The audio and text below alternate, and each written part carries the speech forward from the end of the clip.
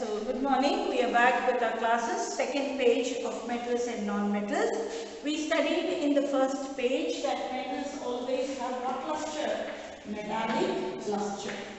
Metals shine, or metals have a lustrous surface, or metals have luster. This is because they reflect 90% of the light that falls on them. All the metals or most of the metals are shining because they reflect 90% of the light that falls on it. Second property of metal what we studied were metals are generally what? They are hard. Metals are generally hard, but there are certain metals like sodium which are soft and can be cut with a knife. Okay? Now for the next thing. Take pieces. I am reading activity 3.3, page number 38. Take pieces of iron, zinc, lead and copper. Place any metal on the block of iron and strike it 4 or 5 times with a hammer. What do you observe? Repeat with other metals. Record the changes in the shape of these metals.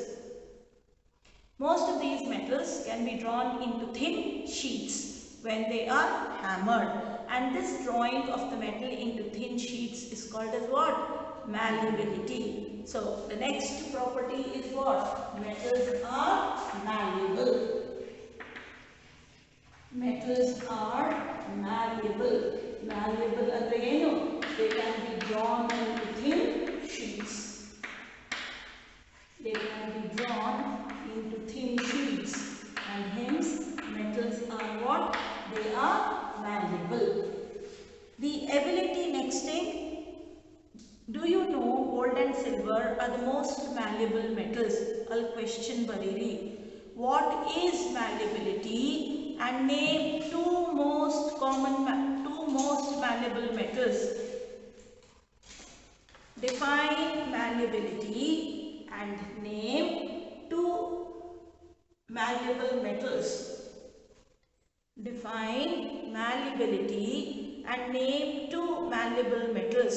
So the two metals which are malleable are what? The two metals which are malleable are gold and silver. Gold is generally written as AU, aurum, and silver is written as AG because it is argentum, Latin name. So the ability of the metal to drawn into thin sheets on hammering is called as malleability. The most common malleable metals or the most malleable metals are what? Gold and silver. Now the next property.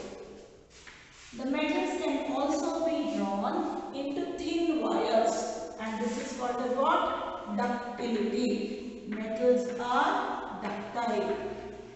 What do you mean by ductile? Ductile means they can be drawn into thin wires. They can be drawn into thin wires. So this property is called as what? Ductility. You would have heard or you would have seen photos or WhatsApp news that there is an MP or an MLA in Maharashtra who made a mask out of gold. You would have also seen that some girl in Kerala wore a sari which was made out of golden threads. So ductility bandreno, which is the most ductile metal? Gold. Gold is very, very ductile. So the ability of the metals to be drawn into thin wires is called ductility. Gold is the most ductile metal. You will be surprised that a wire of about 2 km length can be drawn by 1 gram of gold. It is because of malleability and ductility that metals can be given different shapes according to our needs. Please write there, define ductility and name the most ductile metal. Define ductility and name the most ductile metal. So all the properties clear. First property, metal metals have luster because they reflect 90% of the light that falls on it. Metals are generally hard except sodium till now because it is soft and it can be cut with a knife. Metals are malleable, that means they can be drawn into thin sheets. The most malleable metals, gold and silver. Metals can be drawn into wires or thin wires, and this property is called as what? Ductility. The most ductile metal, gold. 1 gram of gold can be drawn into a wire of 2 km long. Can you name some metals that are used for making cooking vessels? Copper, aluminium, steel. Steel is not a metal, steel is an alloy. Okay. So, do you know why these metals are used for making vessels? Why? Because they are good conductors of heat. So, please write a question. Why are metals used for cooking vessels? Why are metals used for cooking vessels or used as cooking vessels? Why are they used as cooking vessels? Because they are good conductors of heat. Let us do the following activity. Take an aluminium or copper wire. Clamp this wire on the stand. Understood? Stand alli ಏನು ಮಾಡ್ತೀವಿ ಒಂದು stand ತಗೊಂಡ್ಬಿಟ್ಟು ಈ copper wire ಹಾಕಿ heat ಮಾಡ್ತೀವಿ. So you'll find it will expand. Fix a pin to the free end of the wire using wax. Heat the wire with a spirit lamp, candle or burner near the place where it is clamped. What do you observe after some time? Note your observation. Does the metal wire melt? Yes, it melts because it is what? A good conductor of heat. The above activity shows that metals are good conductors and have high melting point. So, 2 points here. Next thing, metals are good conductors of heat.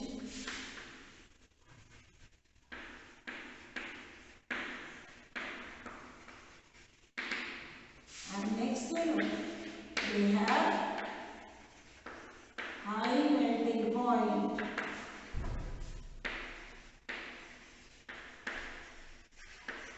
They have high melting point. The best conductor of heat, please write the question again. Name 2 good conductors of heat and 2 poor conductors of heat. Name 2 good conductors of heat and 2 poor conductors of heat. Good conductors of heat, silver and copper. Bad conductors, lead and mercury. Clear? Good conductors, silver and copper. Bad conductors, lead and mercury. So, what are the physical properties of metals we have studied till now? Metals have luster because they reflect 90% of the light that fall on it. Metals are generally hard. Metals are malleable. That means metal can be drawn into thin sheets. The most malleable metal, silver and gold. Metals are ductile. That means they can be drawn into thin wires. The most ductile metal, gold. 1 gram of gold can be drawn into a 2 km long wire. Metals are good conductors of heat. Common example, silver and copper. The bad conductors of heat are mercury and lead. Okay? And metals have what melting point? High melting point. So these are physical properties of metal. We still have to study 2 more physical properties.